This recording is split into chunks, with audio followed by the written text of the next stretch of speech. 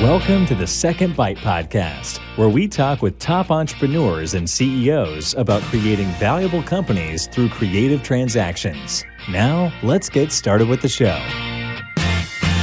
Welcome to the Second Bite Podcast. Nick Fraunfelder is my guest today, and this is going to be interesting and a little bit different. But Nick, super happy that you're with me. Todd, you've been great. Always enjoyed our interactions. I'm really excited to do this. Beautiful. Let me first thank my friends at Fiscal Advocate. I don't know if you know the folks at Fiscal Advocate, but they help agency owners take their financial data, understand it better, put it on a dashboard, allows them to make decisions from it. You can connect to them in the show notes. John Morris was an agency founder, built it, sold it for a bunch, and has been building up a really great business in Fiscal Advocate. So, Nick, let's talk about, quick intro. You were a search funder, and I want to unpack that. And you're now the owner and the CEO of Sure Oak. Tell me first, Sure Oak, what do you do and who do you do it for? Yeah, a great place to start. So Sure Oak is a full service digital marketing agency, but we focus on earned media. So what, and really what I boil it down to is our clients are trying to build content authority and trying to get noticed by what used to be SEO, search algorithms, trying to get up in the SERPs. But for now, people are trying to get into AI overviews. So a lot of that is content strategies around, how to build authority, backlinks, and now video. So what we focus on, B2B, SaaS companies, and tech-enabled services companies. So that's pretty much our sweet spot. So, a lot of financial institutions, a lot of software companies. That's great. Let's back all the way up to probably a couple years ago or so when you and I met, because we were working on a project that you thought might be interesting for you to acquire. Search funds, I'd like to hear it from a person who is a search funder, but search funds are looking for an individual opportunity, a company to buy and grow and to build long-term. Search funders have a very good reputation in terms of return, in terms of growth, in terms of a whole bunch of things. But why don't we start with, you don't necessarily have to define search funder, but take me from who you were, say, 5 years ago, how you learned about search fund, and then how you began your search and how you got investors. And I think all that's fascinating. So it'd be great to have you share. Yeah, so just a quick background on me. So I was fortunate enough to get into the startup world. 2013 with a company called Clockwise MD. I was their chief revenue officer, and I was a chief revenue officer of nothing, right? We were at zero, right? And so me and the founder, Mike Burke, would sit at this incubator like a couple of idiots, wondering when this thing would actually start hitting. And then lo and behold, we were a scheduling tool for urgent cares, and it was very, very niche. Very closed market, but we were able to grow that from 0 to 2,000 installs over a period of 4 years before Warburg Pincus decided we were going to be a good tuck-in acquisition for one of their larger platforms. So that's how I got going in the CRO SaaS world. Prior to that, I was in private equity. But that was a great experience. And from there, for the next 10 years, I just bounced around as a CRO to different sized, software companies. And then my last stop, Nick, I'm sorry to interrupt. You were an employee in each of those. Yeah, exactly. Ever an investor, ever an equity participant beyond equity pools? Yeah, so I was an investor in Clockwise, minority. We had venture capital backing, the full 9 yards. But after the exit, I was able to become an angel investor and then come in and add value as a CRO usually. So it would be, here's a check and I'm also available for hire. And so I would play that model. And, I didn't really repeat the success that we had at Clockwise. Turns out, you caught lightning bottle, your first time around, and it's really, really hard to replicate. And then my last gig, I was, I became a partner at a venture studio, which was one of these deals where we make very, very early investments in, startups. And then we actually help with the development and the go-to-market strategy with that. I saw, this was 2021, 22. right around COVID, but like seed investing was very difficult. And again, like I think you mentioned before, I was an employee. I wasn't the guy. And so when the opportunity came for me to go out on my own, that's really what I wanted to do. So I actually quit my job at the VC. My wife thought I was crazy.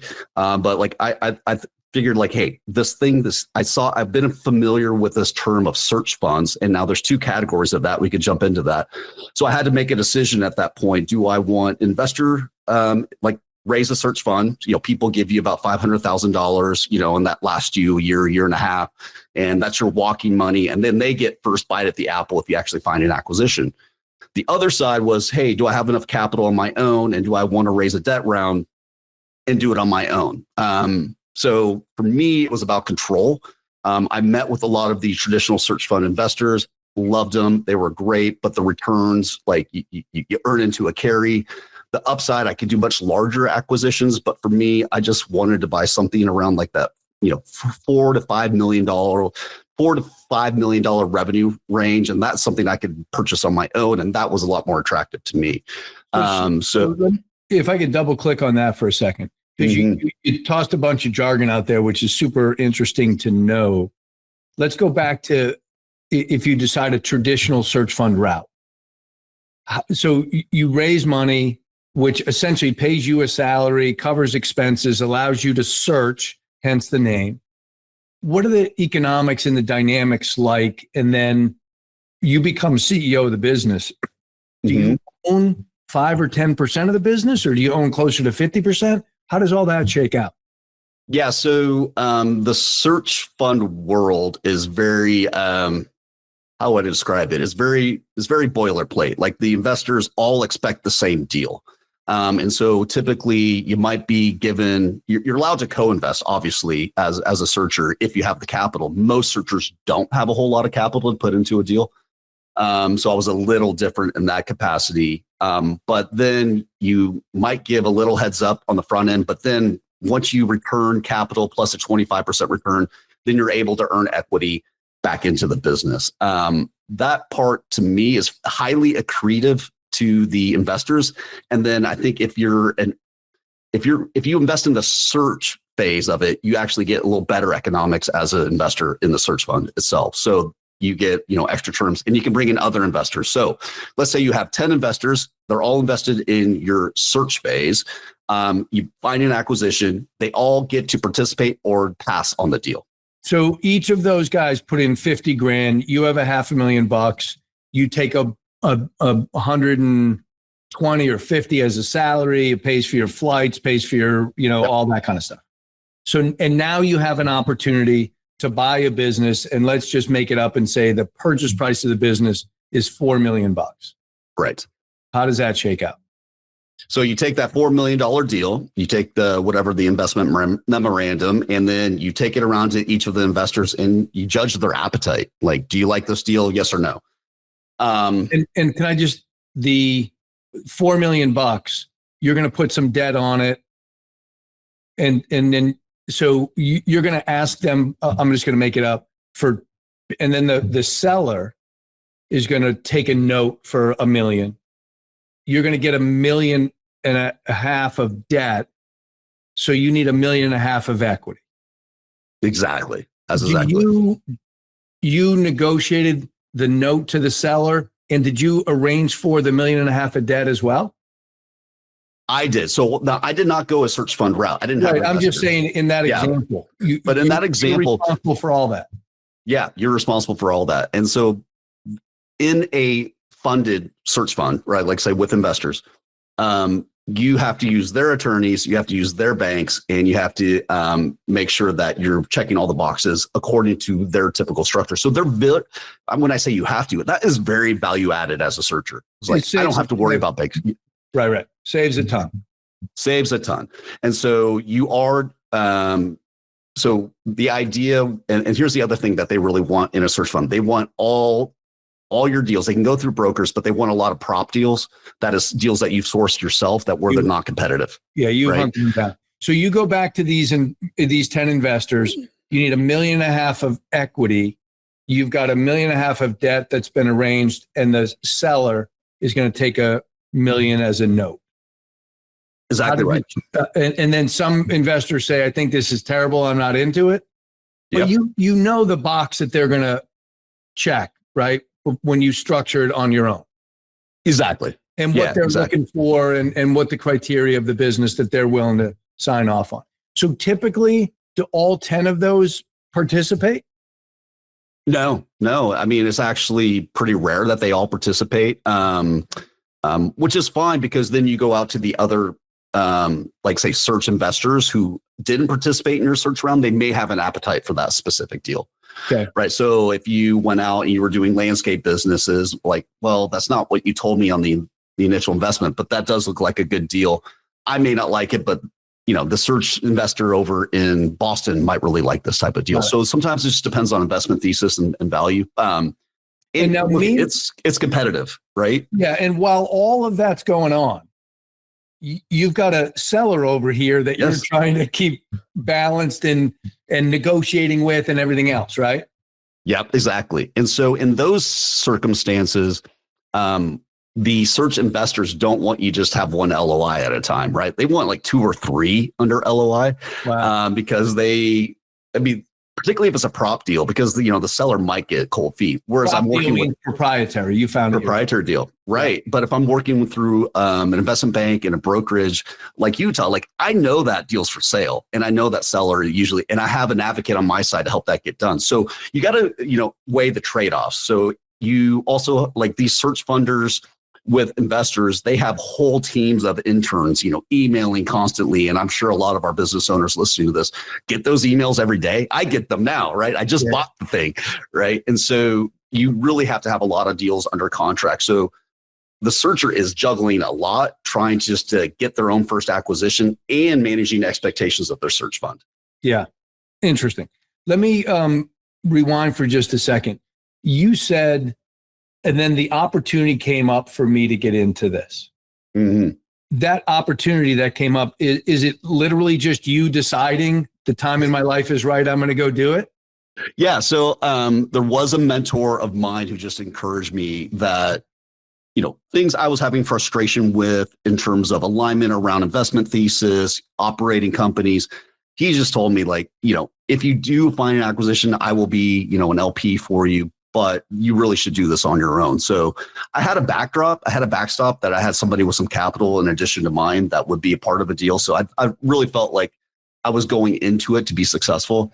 And I had done this before in a prior life, but on the food and beverage side. So we had built a restaurant group out of a search fund for a single investor. So it's something I was comfortable with, but it was just the financial risk. I didn't have walking money. I didn't have, right.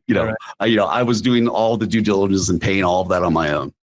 My second question is, when you have an early success as a younger person, how long does it take for you to realize that was a great moment in time and it was an early success versus everything I touch will be gold and I'm going to be wealthy beyond my, and how does your ego process that? It's humbling. It's really humbling. Because even if you learned a lot from that success, you did everything right, and you take those same habits and discipline into the next startup, the market just may not like what you have. And so we had that a couple times with, some angel investments that I did. Things aren't even on my resume, but that's frustrating. Like, we did everything right. Why isn't this working?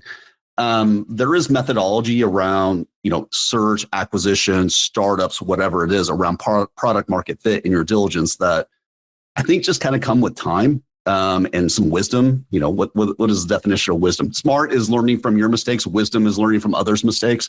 Yes. I think just having good people around you to help you through those, and that takes a lot of, lowering your ego to listen to advice and using, what you think are good practices, best practices. But yeah, for me, it was like, why the hell isn't this working? I mean, it worked over here, Right. So yeah, you're right. It is brutal.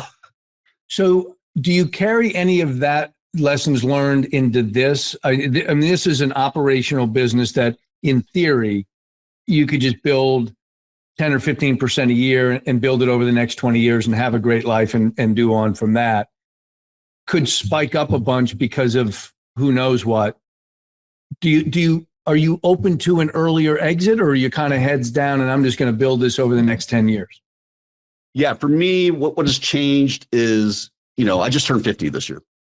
And in my, early 30s, everything was about the math. It was get more MRR, recurring revenue, shoot this thing for an exit. And what I missed along the way, everything was just math. Repeatable sales funnel, repeatable process. Reduce your churn. That was the business model. And what I missed along the way, Todd, which I think was the relationships and the people and the impact that we had as founders. This is that person's first job. This is the first time they bought a house. This is, they had a kid. And then we sell the business. Everyone took a little exit, but we didn't, I don't know. I just felt like we missed an opportunity to make more impact on people. So now at Sure Oak, we're totally remote. Everything's remote, but we spend particular extra time around quarterly get-togethers. We do, monthly, team building exercises. They're very social. We gamify a lot of our work just to try to make it feel more relational.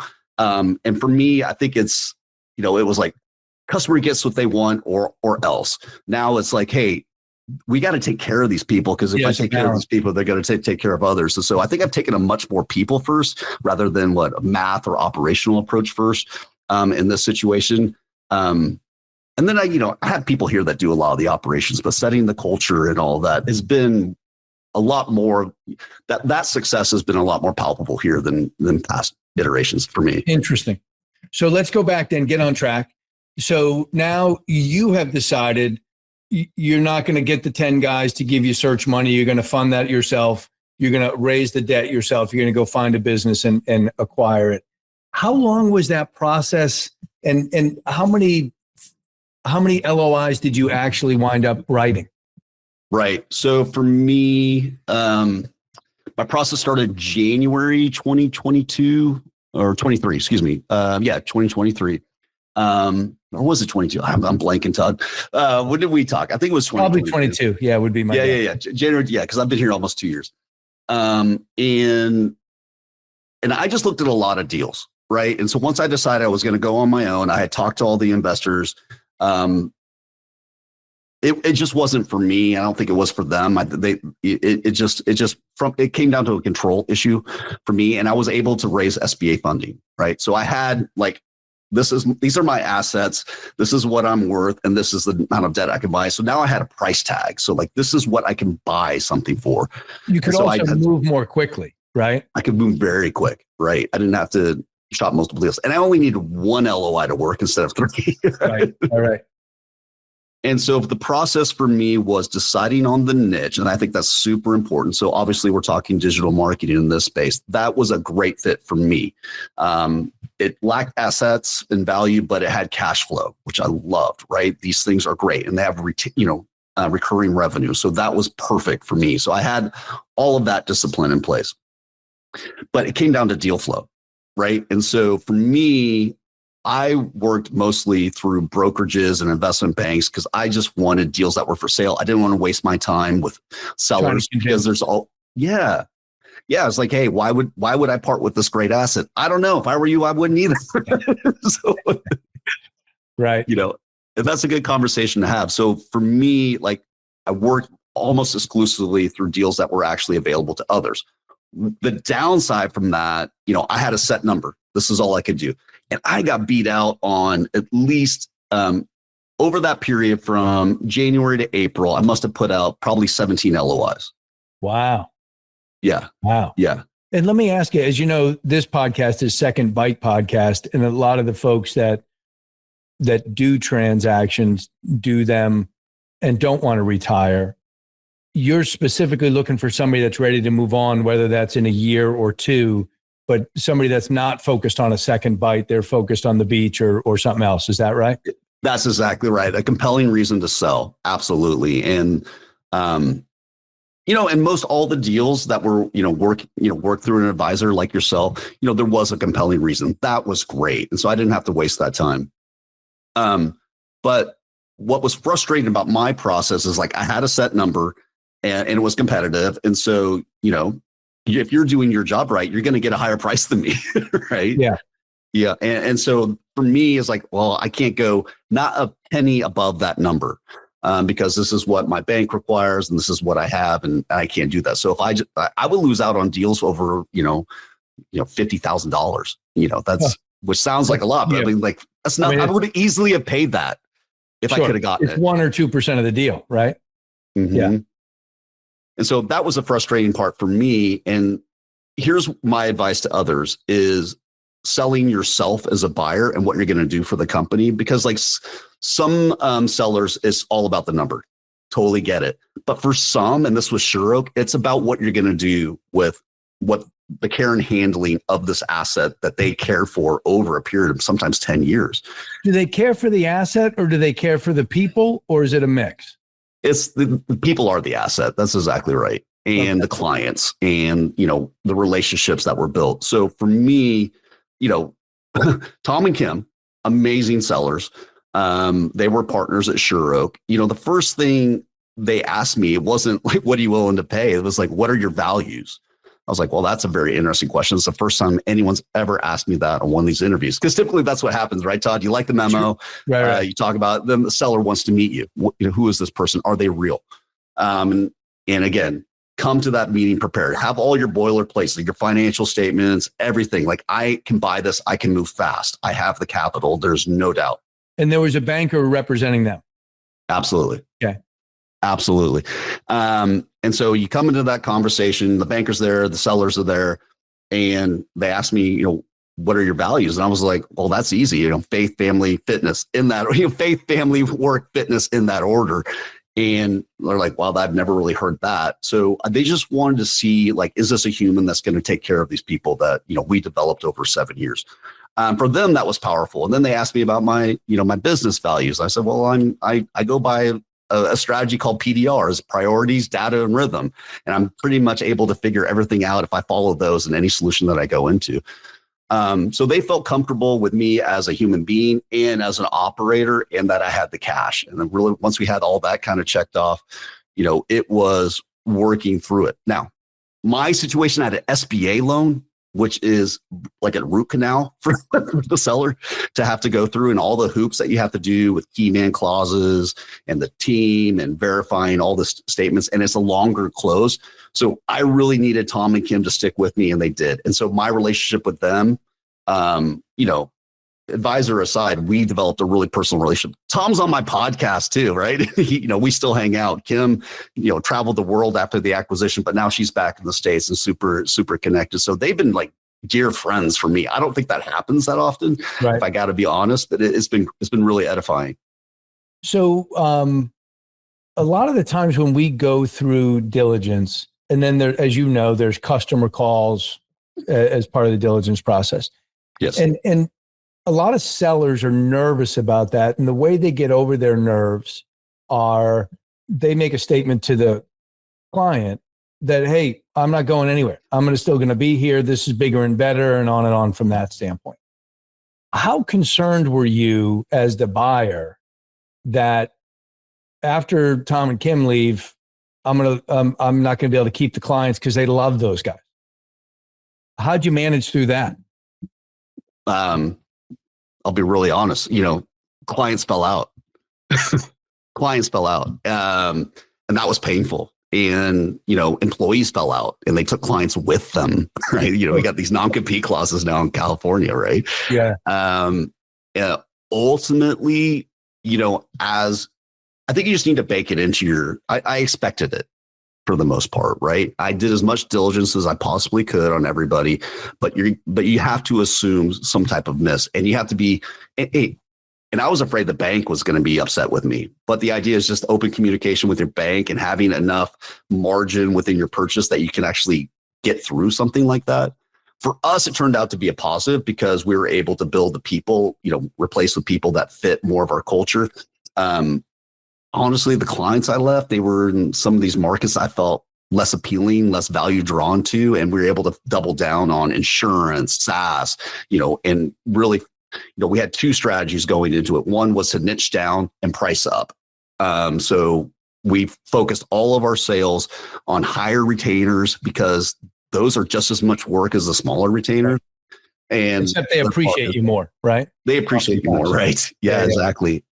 And so that it was really painful for, I would say, probably a period of 6 months, but, we bounced back. And, I think that work that we did, improving the culture, improving the clients that we serve, and having a better service offering to them, that's what made the difference. So I don't know if I have good advice, but you do as much diligence as you can. You try the insight, historicals. The insight is helpful. And so you're close with Tom, right? Mm-hmm. What was his, when you said, geez, man, the ABC company left, what was his reaction to that? It was like, yeah, kind of, they've always been difficult. We are able to handle it. But, nothing was ever a surprise.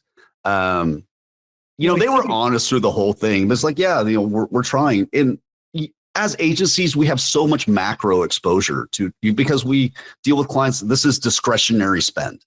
And if the economy dips or if you trip on a banana peel or two, you run the risk of churning. You have to expect that in this business. I think what's interesting, and I'm so happy you're sharing this, because sellers will often they've got great relationships, nobody's leaving, some are difficult, but we know how to manage them, blah, blah, blah. The reality is every single buyer has been through exactly this process, and they know some will fall off. Some that just haven't wanted to leave because they didn't want to hurt Mr. Buyer's feelings. Here's a perfect opportunity, right? Or whatever it may be. So to be able to see it from the other side and to realize it literally happens in every deal, and it's part of the calculus of the buyer, I think is just good perspective to have. So thanks for sharing. Yeah, I mean, absolutely. I mean, you cannot do a deal with concentration risk. I mean, there were way too many deals with single large customers. That's just too much risk to take on.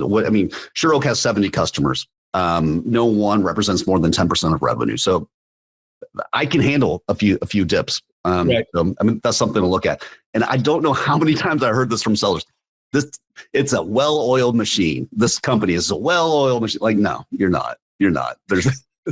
So that's a good place to kind of wind us down. Having spoken to as many as you have, it would be helpful maybe for you to hold up the mirror for sellers that are listening. What are the things that you heard along the way that you found were foolish and silly and immature from a seller perspective? And what did you really like and admire about other sellers, excuse me? Yeah, no, I think it came down to just transparency about the business, what they want. Is it a number? Then please tell me, is it to put this into, are you going to put it in the hands of an operator to grow? Does it have running room? Being really honest about the ups and downs of the revenue, like knowing the story. Please explain to me why your revenue dipped during this period or how you performed out of COVID. Just those transparent conversations are great. The sellers that I didn't appreciate were the ones that were overly focused on, getting like, I'm getting out because they don't believe in that. You can tell they don't believe in the business anymore. Right. And you can tell like, okay, well, you built a whole business based on contractors. You never invested in actual employees or making an investment in people. Those are the ones I just kind of shied away from. And there's a lot of those. You think it's this trend of outsourcing, which, we all have outsourcing in marketing, but like you have to have a core team that you invest in. That's the asset I'm buying is the people. Right. That's what I'm buying. And the sellers almost never let me talk to their people, but like that is the number one thing I wanted. I wanted to know who is on that team, what their capabilities, strengths, and weaknesses, and being real about who to move around. And being really honest about, hey, my org chart is a little screwed up. Maybe it's not optimized. Yeah. This is a decision I really wanted to make. Oh, and don't hide from me like bonuses or raises that that you promised, because like they're going to ask for that. They're like day one after close. So it's like, if you have that all baked into your math, cool. I'm fine with that. When did Tom let you talk to the employees? Right at the end. I mean, we were so like you're going to close on Friday and today's Monday type of thing. Yes. Okay. I think that, to be honest, is fairly standard, right? From that perspective. We talked about it on prior episodes, but depending on the size of the business, having more people that are aware of the business that can help with due diligence, number one. But what we often see is that the people in the company that are nervous don't come to you to talk about it. They come to one of those secondary or tertiary level employees, and those guys really need to be bought in, right? And so it creates an interesting dynamic. Again, a different one if the owner's staying versus if the owner's leaving, but they all tend to create opportunities for your better employees. Yeah. For me, as an excuse, there were some key personnel clauses that were required by the bank. And so if there are key employees, then they're going to require that they sign a document, as a part of one of the covenants of the loan. So I think sellers have to be aware. I think they need to think about their relationships with their senior leadership team, whether they can bring them into the fold and who they trust. Some sellers had zero trust in their teams, and those are acquisitions I really wasn't that interested in. Yeah, it's a nerve-wracking time, man. It's all like, what happens if there's a bunch of things like that. So I'm glad that yours worked out to the level that it has. 2 years from now, where should we expect Sure Oak to be? What are you kind of looking to accomplish, and what would that look like? Yeah, no, great question. So we want to do another acquisition. So we are just getting our cap structure in place. Hopefully that will take care of itself in the next 12 months. So we're really excited about the growth trajectory we've been on. It's an interesting time, Todd. So yeah, when you think about acquisition, what are you thinking about, number one? And number two, will you fund it off of the balance sheet, or will you look to get a private equity partner or somebody on the outside? Yeah, so we are considering both.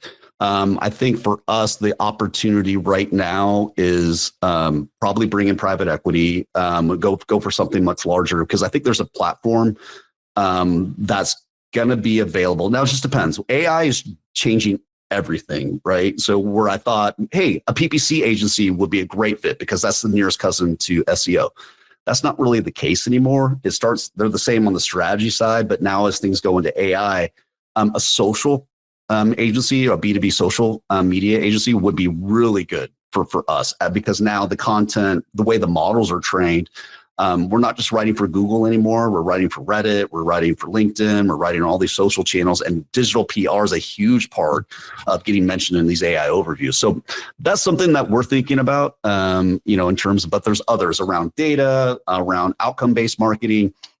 So we're pretty excited the way that is shaping up. I mean, since we pivoted towards AI SEO versus SEO, we've had some of our best sales quarters, people trying to understand that. So while SEO as a term may be dead, content authority is not.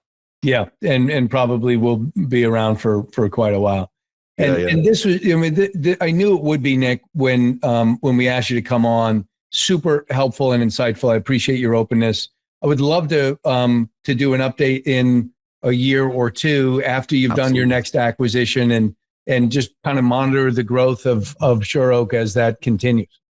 No, thanks, Todd. You're super smart, super insightful. I appreciate the back and forth. It was fun. It's always great, Nick. Thanks to you. Thanks to the and your contact information is all on the show notes. Yeah. But if somebody wanted to get you, it'd be sureoak.com, correct? Yep. We're on X. I think it's at Nick Sure Oak. And, I'm on LinkedIn, Nick Fraunfelder. There's only one of us in the world. I'm sure there is. And all of the LinkedIn and the email and the website is all in the show notes. So if you go to secondbitepodcast.com, you can see Nick's smiling face right next to mine and all the show note connections. So, Nick, thanks again. Great to have you. Thanks, Todd. Thanks for listening to the Second Bite podcast. We'll see you again next time, and be sure to click subscribe to get future episodes.